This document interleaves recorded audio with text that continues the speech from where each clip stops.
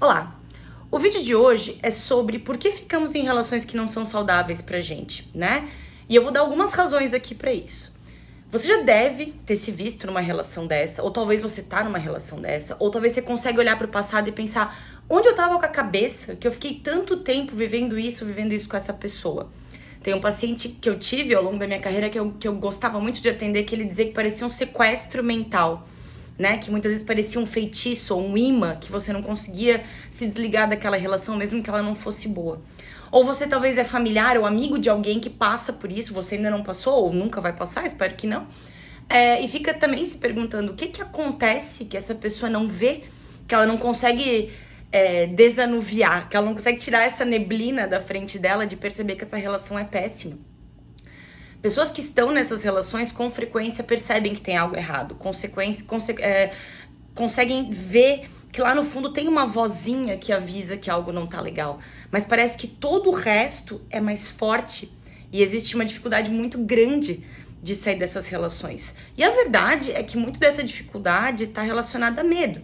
Vários tipos de medo. Não é só aquele clichê do medo da solidão, mas de várias outras coisas que você pode ter aprendido ao longo da vida. Se a gente considerar que os nossos padrões de atração e idealização, eles são aprendidos ao longo da vida, seja um contexto social, então novela, série, TV, música, seja observando pessoas, seja nosso aprendizado, observando familiares, amigos, pais e correspondendo às interações afetivas, não obviamente românticas, mas entendendo como as relações afetivas funcionaram e a gente vai carregando elas pra frente. Tem várias formas que a gente pode aprender como que a gente entra nessas relações, e muitas vezes a gente entra porque elas são familiares pra gente, a sensação de estar nelas, mesmo que seja desconfortável, é familiar, mais familiar do que estar em relações saudáveis, apesar da gente dizer às vezes que é o que a gente quer, do que o contrário. Então eu vou levantar para vocês aqui alguns motivos pelos quais nós todos corremos o risco ou acabamos nos envolvendo em relações não saudáveis e ficamos. Acho que a primeira delas é que a gente pode ter medo de ficar sozinho e presumir que qualquer pessoa é ok. Qualquer pessoa é melhor do que ficar sozinho, né? Acho que a autoestima baixa, a falta de um senso de valor, são motivadores muito importantes pra gente se manter em relações que não são legais ou que nos dão muito pouco, né? Quando a gente tá numa relação, mesmo que a pessoa não é compatível, a gente fica pensando que é melhor isso do que nada, né? E no final, o que a gente não percebe é que a gente fica sozinho na relação mesmo assim. Ficar sozinho num relacionamento é possível. Você está num relacionamento e se sentir sozinho, essas duas coisas podem andar juntas. Então é algo para prestar atenção. Qualquer pessoa vale a pena? Então tem alguma coisa sobre mim que eu não tô vendo. Eu não me acho interessante o suficiente, merecedor de amor, de reciprocidade, de parceria o suficiente? Talvez seja algo para eu pensar. O que acontece que eu não me vejo assim? Né? Ou o relacionamento ele pode estar ativando uma ferida de apego. Então, abrir mão dessa relação, desapegar dessa relação, pode parecer algo ameaçador e até mesmo impossível. Mesmo que não seja, mas toda a sensação, tudo que você sente internamente, o que você pensa, é inclinado para esse lugar. Pessoas que foram criadas por cuidadores inconsistentes e que não tiveram suas necessidades emocionais atendidas quando eram crianças, e especialmente em estágios muito cruciais do desenvolvimento, tem uma probabilidade maior de se sentirem atraídas por parcerias que têm qualidades similares a esse cuidador. Então, emocionalmente disponíveis, mais evitativas, com muitos altos e baixos. E a gente acaba se aproximando dessas pessoas, e mesmo reclamando, porque há algo de familiar nessa interação com essa pessoa. Até porque, vamos pensar, se não tivesse e fosse desconfortável, por que eu ficaria? Né? Quando é uma coisa muito desconfortável, a minha tendência é me retirar, né? Mas se a gente aprendeu desde cedo a associar amor com muito conflito, com muita tensão, com altos e baixos, né? Volatilidade, com inconsistência, pode ser que em algum grau você tá se agarrando na corda, eu ia dizer, né? Mas nessa esperança de que nesse momento as coisas vão ser diferentes. Até a psicanálise fala um pouco disso, de que a gente repete no presente aquilo que a gente viveu no passado na esperança de mudar, né?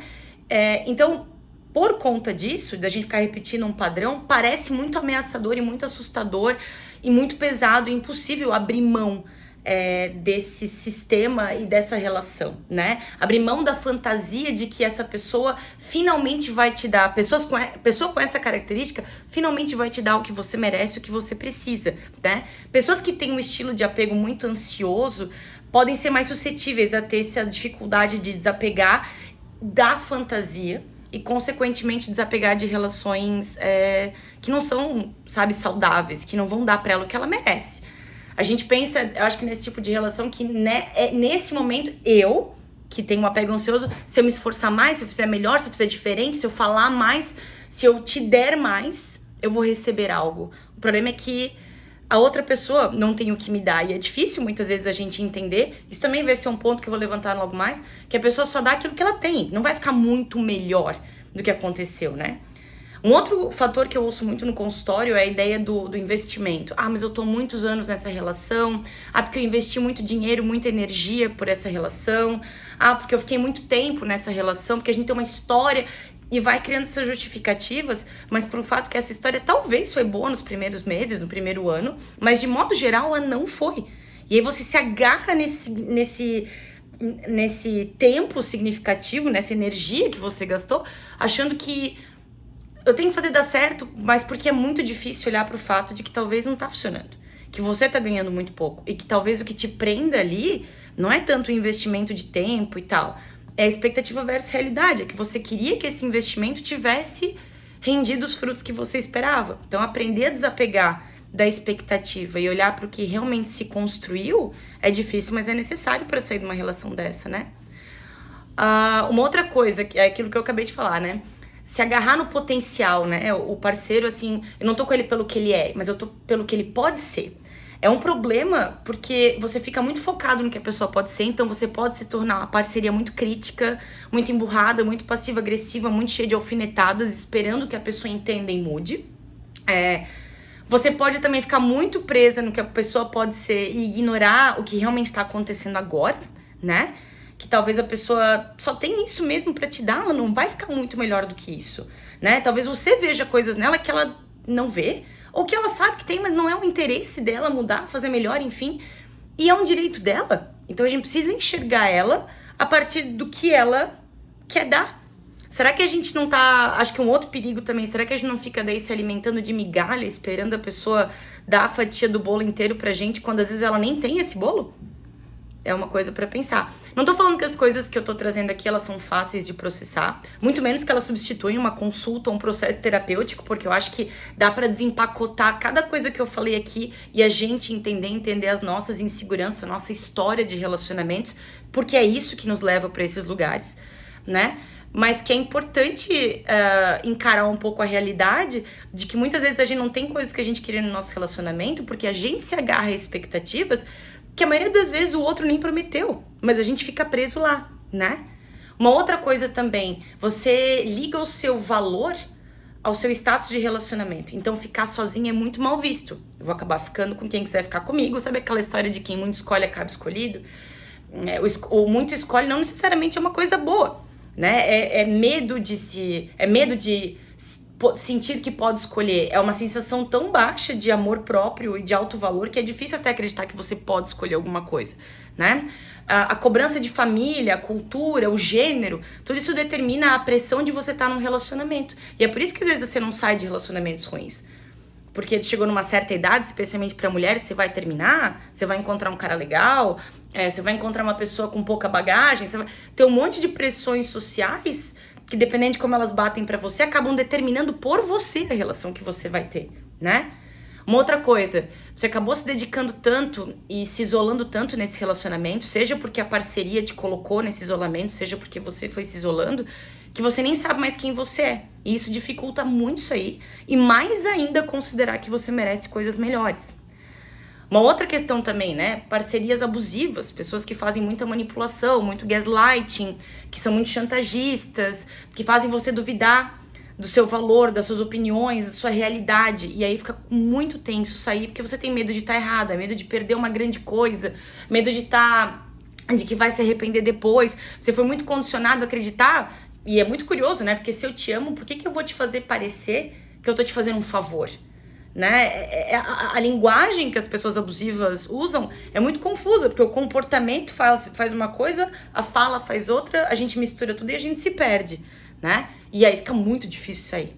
Ou você foi super condicionado, seja pelos seus aprendizados de novo, de infância e adolescência, onde você precisou ser o adulto precoce e ser a pessoa que consertava uma relação, você tinha que supervisionar os adultos, tinha que cuidar dos seus cuidadores. E aí você entra nas relações enquanto adulto achando que tem que cuidar das pessoas com quem você tá.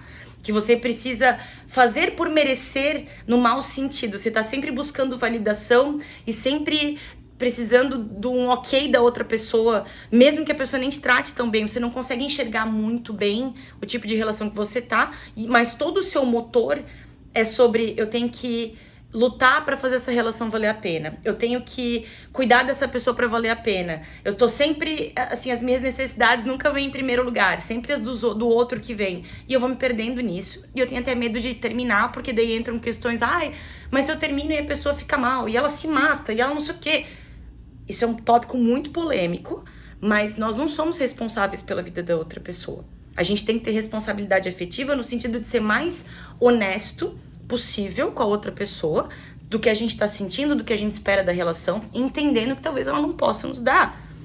E que isso não torna ninguém necessariamente responsável. A gente é responsável pelo que a gente faz e pelo que a gente fala. Mais do que isso fica difícil, né? A gente pode ficar viciado nos altos e baixos de um relacionamento, né? Especialmente quem tem um vínculo, um apego mais ansioso, essa coisa de já crescer num lar instável, de novo, é a familiaridade. Você pode ficar viciado nisso e muito entediado com relações tranquilas. E aí você acha que é morno, você acha que você enjoa fácil. Mas é interessante questionar que tipo de relação você curte e por que muito provavelmente que você gosta de coisas conturbadas e não coisas legais. Uma última coisa, você pode estar... Aliás, duas últimas coisas. Você pode estar confundindo química com compatibilidade, o que são coisas diferentes, né? A compatibilidade é uma construção e a química tem muito mais a ver com aquelas primeiras fases do relacionamento, que é altamente toque, cheiro, sexual, hormonal. E a compatibilidade envolve muitos outros fatores, além, claro, do sexual. Por último, que eu acho importante...